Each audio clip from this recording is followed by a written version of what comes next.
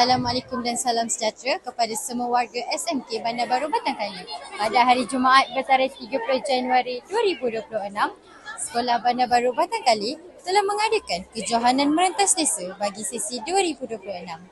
Adakah rumah merah, hijau, kuning ataupun ungu yang akan membawa pulang trofi kejuaraan? Tanpa melengahkan masa lagi, mari kita saksikan.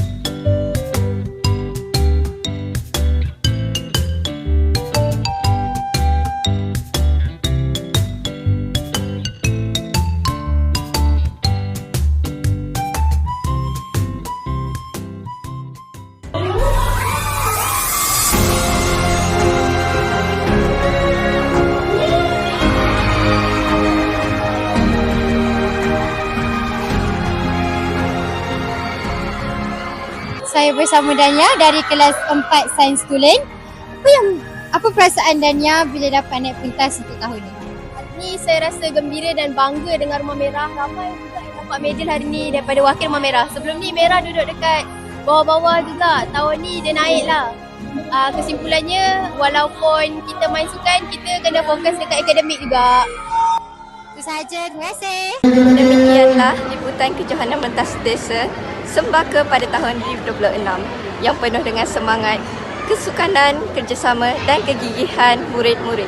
Tahniah diucapkan kepada semua peserta yang berjaya menamatkan larian serta terima kasih kepada barisan guru dan pihak penganjur yang telah memastikan program ini berjalan dengan lancar.